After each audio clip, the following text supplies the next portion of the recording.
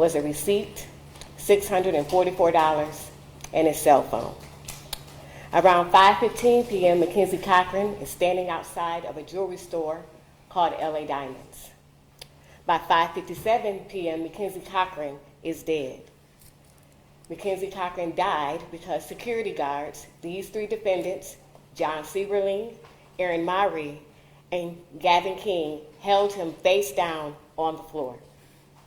For 11 minutes, the defendants had McKenzie face down on the floor with their collective body weight on top of him. For 11 minutes, McKenzie cries. For 11 minutes, McKenzie screams. For 11 minutes, McKenzie says over and over, "I cannot breathe." He begs the defendants to get off of him. The defendants, they disregard his pleas. They disregard his cries for help. They disregard the gasps of air. They disregard the very last moments, the very last minutes, the very last seconds of McKenzie Cochran's life.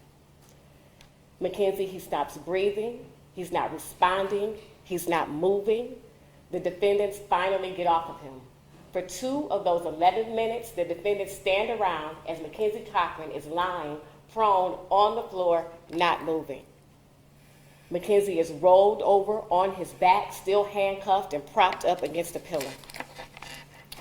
His eyes are closed. His head is hanging down. He's unable to accept anything to drink. Water is given to him and water comes out of his mouth. He isn't moving. And again, the defendants are standing around. Southfield Police Department and EMS arrive. EMS, they perform an internal sternal rub, nothing. They administer smelling salts, nothing. They perform CPR, no response. They check for a pulse, no response. They pull out defibrillators to shock McKenzie's heart, but there is no heart rhythm, no response. McKenzie Cochran is dead, and these defendants killed him. McKenzie Cochran died on January 28, 2014, but McKenzie Cochran didn't have to. John Sieberling, Aaron Murray, and Gavin King are criminally responsible for McKenzie Cochran's death.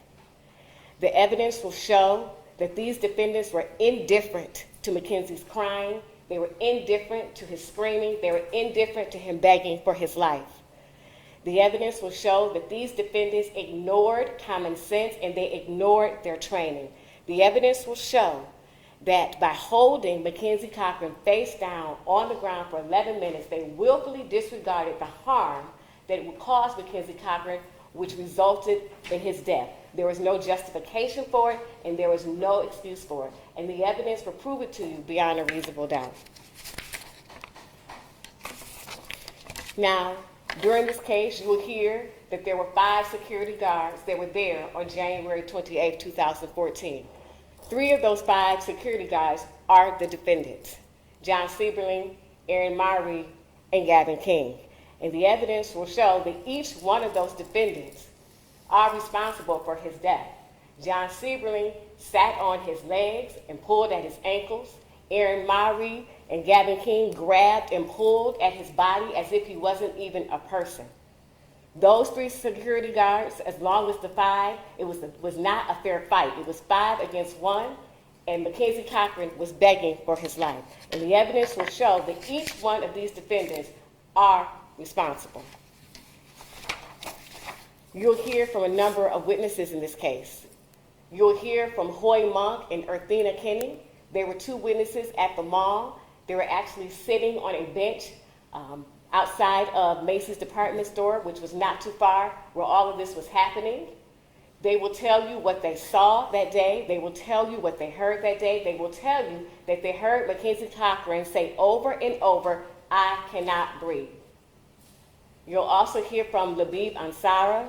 Mr. Ansara, he was the owner of LA Diamonds. This happened 10 years ago. Mr. Ansara will tell you what he remembers, and he'll tell you what he doesn't remember. Mr. Ansara, he called Northland Security on January 28, 2014, because McKenzie Cochran said the words, "I feel like killing someone." Now, are McKenzie Cochran's words scary? Absolutely. Are they off-putting? Absolutely. But are McKenzie Cochran's words, were his words a crime? Absolutely not. And the evidence will show that McKenzie Cochran did not commit a crime on January 28, 2014. You will see the surveillance video from Labib Ansara's store. You will see that McKenzie Cochran was standing at that jewelry counter doing absolutely nothing. He is just standing there. You will see two security guards, one of which is the defendant, John Sieberling, come up to McKenzie Cochran looking for a confrontation, looking for a fight with someone who is not committing a crime, with someone who is doing absolutely nothing, just standing there. What you will see is that McKenzie Cochran is getting maced. What you will see is McKenzie Cochran being pulled and grabbed and thrown to the ground. What you will see are the defendants putting their collective weight on top of him for up to 11 minutes as he begs and screams and cries, "I can't breathe."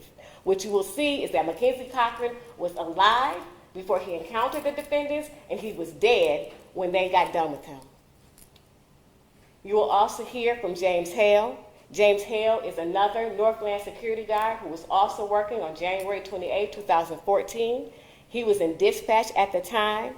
You will hear testimony that James Hale notified the Southfield Police Department that the defendants were dealing with what is called a 10-100, and you will hear what that is. That is a code that Northland Security used to describe an individual that was potentially mentally ill. We now have McKenzie Cochran, who Northland Security has described as an individual who is potentially ill, who has committed no crime, who has done nothing wrong, who is just standing at a jewelry counter, now being held down by these defendants for over 11 minutes begging for his life. You will hear from Southfield Police Department and you will hear from EMS. You will hear that when EMS arrived, that McKenzie Cochran was handcuffed, still propped up against that pillar. The defendants had to be told by EMS to remove the handcuffs. Ladies and gentlemen of the jury, McKenzie Cochran is not responsive, he's not moving, he's handcuffed, his head is down, his eyes are closed, and yet the defendants had to be told to remove the handcuffs. You'll hear about the life-saving measures that EMS took in order to save McKenzie Cochran's life, but it was too late. McKenzie Cochran what was called PEA, pulseless electrical activity, and you will hear what that term means.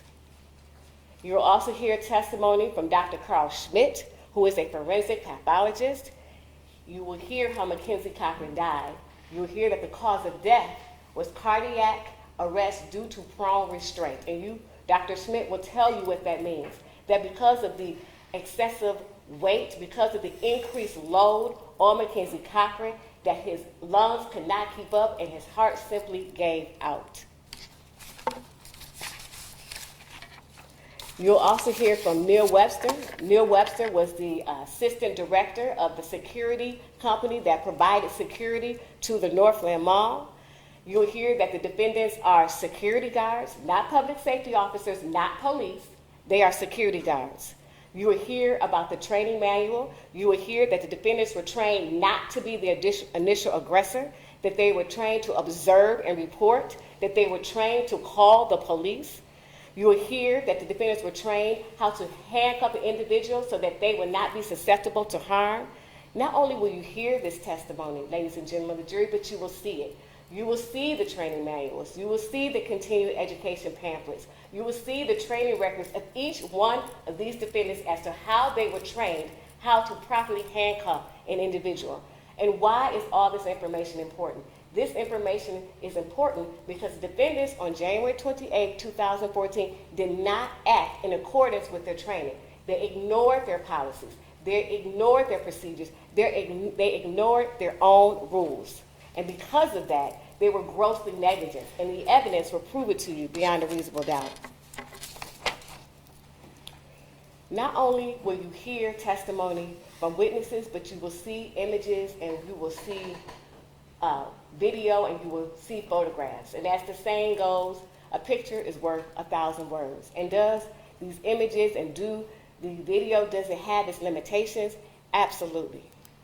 But the photographs and the video will tell you all that you need to know in this case. The video will show you the very last moments, the very last seconds, the very last minutes as McKenzie Cochran is fighting for his life. Ladies and gentlemen of the jury, The evidence will show that the defendants in this case, they made decisions. The defendants decided that McKenzie Cochran would be held down on the floor for 11 minutes until he was handcuffed, regardless of what their common sense dictated. They decided to ignore their own training, their own policies, their own procedures. They decided to be indifferent to McKenzie Cochran's grasp and his pleas for air. Their decisions are why McKenzie Cochran did not come home. Their decisions are why McKenzie Cochran is dead. The evidence will prove it to you beyond a reasonable doubt, and at the close of this case, we ask that you return a guilty verdict for each one of these defendants on the count of involuntary manslaughter.